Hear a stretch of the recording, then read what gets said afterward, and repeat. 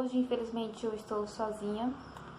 Quem acompanha Apaixonados por Histórias no Instagram vai se lembrar ou deve ter visto do post que a gente fez informando sobre isso.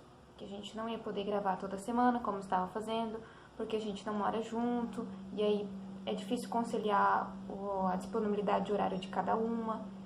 Então, pensamos melhor em gravar um vídeo por mês, nós duas juntos, e durante a semana eu vou vir gravar. Apesar de que onde minha irmã mora, o cenário ainda é melhor, né? Minha casa é menos terminada, mas isso não vai ser obstáculo porque o conteúdo importa mais, né? Acredito que sim.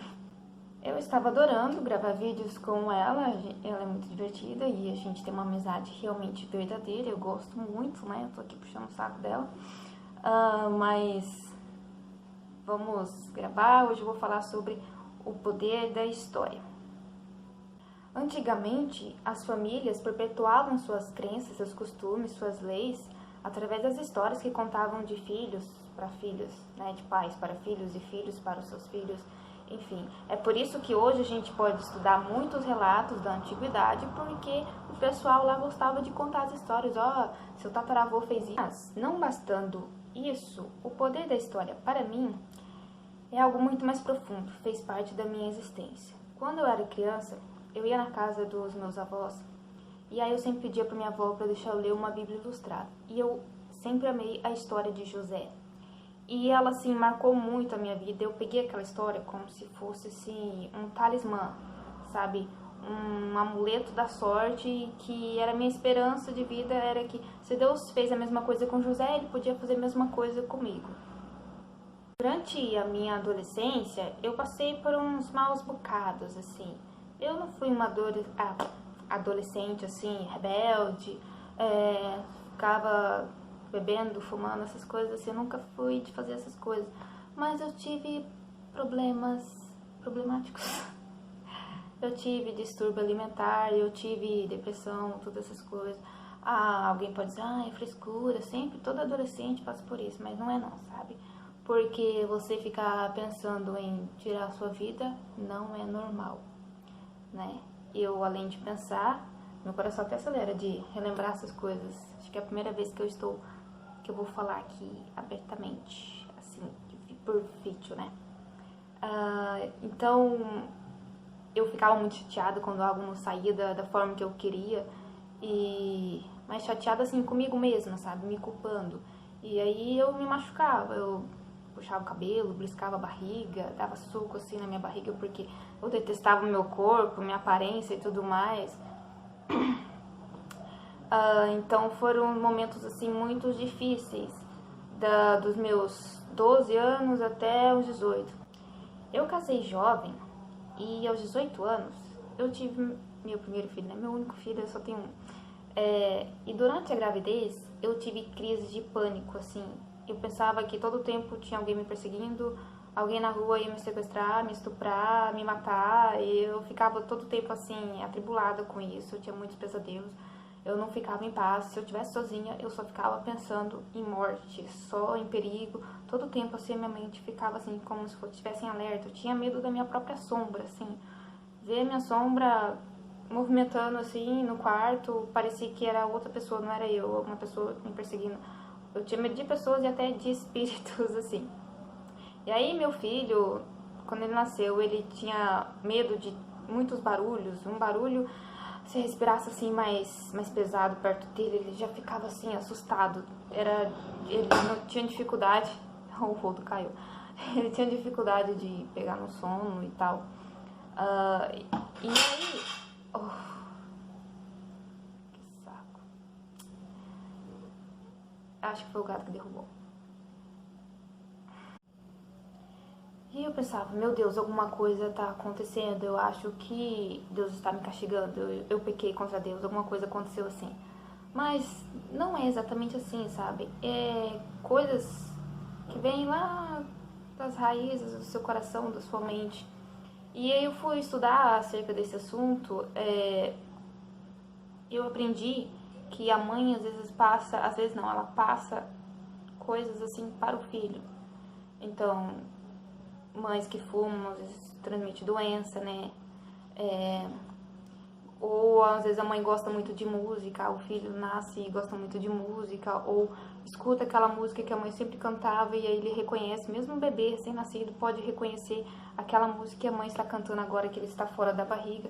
Então meu filho, ele tinha muito medo, até o aniversário dele de 2 anos foi esse daqui. Não tinha balão no aniversário dele porque ele ficava apavorado se uma coisa tocasse. Ele gritava, ih, o cachorro tá surdo. Oh my god.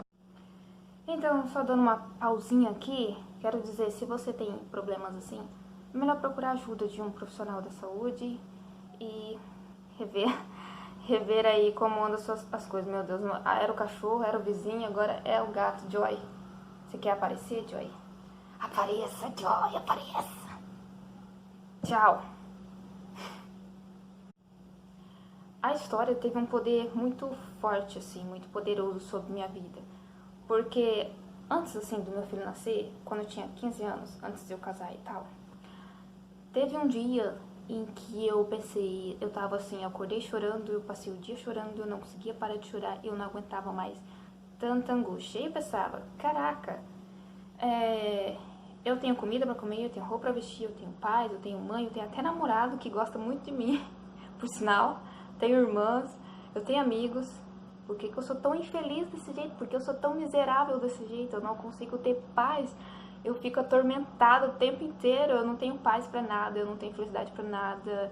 É como se eu tivesse morta viva, sabe? Meu corpo anda, mas aqui dentro, assim, morto, assim, apagado. Você, até aquilo que você mais gosta, tipo, no meu caso, eu gosto de pão de queijo. Nada me dava prazer, absolutamente nada, assim. É horrível, horrível. E aí nesse dia, quando eu estava sozinha, eu estava passando pela cozinha e eu tinha terminado meu serviço, minha mãe, meus pais tinham saído para um aniversário, e eu gosto de aniversário, né? E eu falei que eu não iria no aniversário, até porque tinha que comer, e eu pensei, vou comer, vou engordar, e aí eu não quero também. Aí eu fiquei em casa sozinha, só chorando. Meus pais também não sabiam muito, eu me escondia muito, não gostava de revelar para as pessoas que eu estava sofrendo. Que tinha medo de as pessoas zombarem de mim, né? Ah, você não tem motivo pra sofrer e tal. Enfim, aí eu estava diante da pia de casa e, por incrível que pareça, só tinha uma faca lá. Uma faca de cortar a carne. E aí eu peguei essa faca e eu segurei assim, na altura do pescoço. E já me veio na minha cabeça eu passando ela no meu pescoço e meus pais chegando em casa assustados, me vendo ensanguentada e tipo... Eu falo nisso, meu coração fica assim, tuque, tuque, tuque, tuque, porque é uma memória pesada que eu tenho. E eu não quero chorar, mas é difícil. E nesse momento, quando eu pensei assim, eu vou tirar minha vida, não vale a pena continuar vivendo. Não vale a pena, eu não tenho prazer de viver, eu não sei como viver, eu não consigo lidar com esses sentimentos, eu não consigo lidar com essas mágoas que eu tenho no coração. E aí Deus bradou dentro do meu coração e disse assim, mas e a sua história?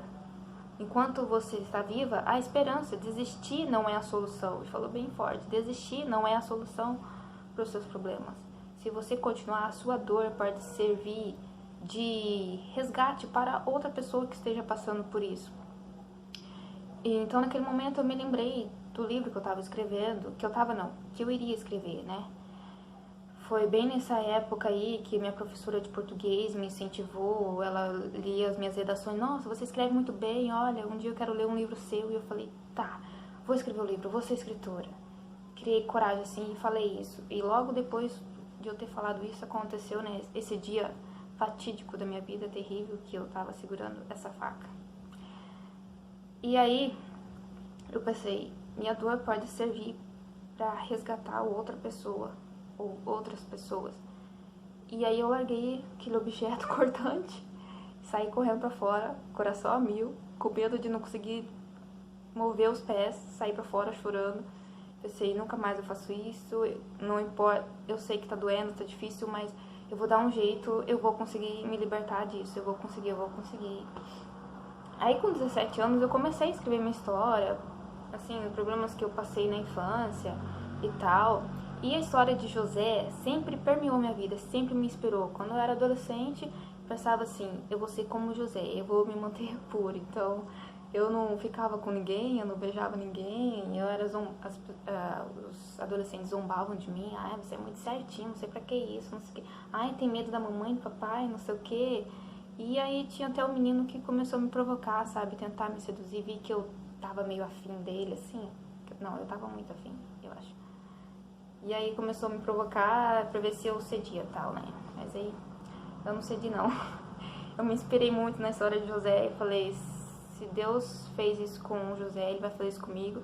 Vai me ajudar a perdoar as pessoas que me ofenderam, vai me ajudar a resistir às tentações da adolescência, da juventude, e eu vou vencer. Então, depois que tudo passou, depois eu tive meu filho, depois que eu me recuperei, eu lembro que eu também me reconciliei com a minha mãe, eu e ela não tínhamos uma relação muito legal, sabe? E eu escrevi uma carta contando tudo que eu sentia, eu pedi perdão pra ela, pedi perdão pra mim, e a minha irmã também não tinha uma relação muito boa, e tudo foi recomeçando, sabe? Meu namorado, que hoje é meu marido, também me ajudou muito a me dar aquele apoio, assim, emocional, me dizer coisas bonitas, né, que a gente gosta de ouvir. E aí foi quando eu escrevi Uma José do século XXI, olha só o título, porque eu do título Uma José do século XXI, algumas pessoas até disseram assim, muda esse título, pelo amor de Deus, né, esse título, não, como assim, não dá sentido, mas pra mim tem muito sentido e eu não vou mudar porque não consigo mudar. Foi um título assim que Deus me deu porque combina exatamente com a história que eu escrevi, inclusive a história, conta a história da minha vida. E aí esses dias eu recebi um feedback de uma menina, esses dias não, esta semana recebi um feedback de uma menina dizendo que Deus tinha falado com ela, com o coração dela através dessa história e tal, e que ela já tinha mudado o pensamento a respeito de algumas coisas. Outra vez eu recebi um feedback de uma menina que também leu e falou assim que uns dias antes ela estava com pensamentos suicidas, olha só. Eu não me lembro se ela tinha chegado a tentar, quer dizer, ela disse que tinha tentado suicídio, mas bem antes, daí um dia antes da história ela estava com esses pensamentos suicidas ainda. E ela clamou a Deus pedindo que Deus fizesse ela conhecer alguém, uma pessoa que pudesse inspirar ela, sabe, que ela pudesse ter um pouco de impulso, assim, pra se erguer, sabe? Quando você tá no poço, você levanta a mão, alguém me tira daqui, por favor. Assim. E aí ela disse que encontrou uma história. Agora eu não sei exatamente como foi, que ela mandou uma mensagem faz um tempo que eu li. E ela disse que quando leu minha história, ela sentiu essa puxada, assim, pra fora, como se a história que eu contei, que é uma história real, que tivesse tirado ela de lá de dentro e falasse assim, vamos que eu tô junto com você e vamos seguir em frente. Então, pra mim, a história, ela tem um poder muito grande. Se vê na Bíblia muitas histórias que a gente conhece, foi porque pessoas foram contando as histórias que foram acontecendo. Mas eu quero dizer que se você não tem fé em Deus, não acredita em Deus, como eu acredito, não tem problema, né? Se tiver, quer dizer, não tem problema pra você, né? Enfim. Mas se você estiver passando por esses momentos assim, pensa assim nas histórias que você já ouviu, sabe? Às vezes você não tem alguém perto, uma mãe, um pai, um tio, uma tia, alguém próximo a você que você possa se inspirar. Mas você pode conhecer outras histórias de pessoas reais ou até as fictícias. Pode usar mesmo que não é real, mas a ficção, a arte, ela imita a vida também. Tem muito da ficção que é real, tá? Não é tudo falso, mentira, assim, surreal, utópico, não. Tem coisas que são baseadas na realidade. Tem muito idealismo, mas você pode se inspirar. Então, pega uma história, se inspire em alguma coisa, em uma história, e saia daí, anda, continua, tá? Pensa nisso, reflita. Eu espero que esse vídeo tenha sido de grande utilidade para você. Se você gostou, curte, se inscreva, compartilhe com alguém, às vezes alguém precisa ouvir isso. Meu cachorro atrapalhando o clima. Baruque! Oxi, deixa ele se divertir, né? O que eu ia dizer? Eu comecei a gravar, estava mais claro, agora já tá escuro, você tá mostrando mais ou menos, né? Marromeno meus olhos.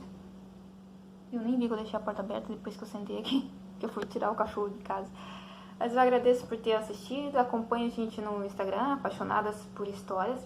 Ah, se você tiver uma história real que quiser me contar, a sua ou de alguém, tem o e-mail apaixonadasporhistórias.hayab, que é das irmãs Hayab, né? .hayab@gmail.com. Eu vou deixar os endereços tudo aqui embaixo, no box de informações. E você clica nos endereços, tá? No link e manda a sua história, a história de outra pessoa. Se você quiser, assim, não quer que fale o nome real, você avisa no e-mail que eu coloco um nome fictício. Você pode me indicar filmes, séries, músicas também, que tem esse filtro de conteúdo, assim, sem exposição de cenas de sexo, sem exposição de cenas de violência. Eu preferi colocar esse conteúdo para abranger mais as meninas, adolescentes, jovens, adultas, colocar, assim, a gente se unir às mulheres, porque eu me identifico mais com esse público, né? E minha irmã também, que ela é menor de idade, então eu achei que seria melhor que a gente fizesse assim. Tchau, então. Até o próximo vídeo.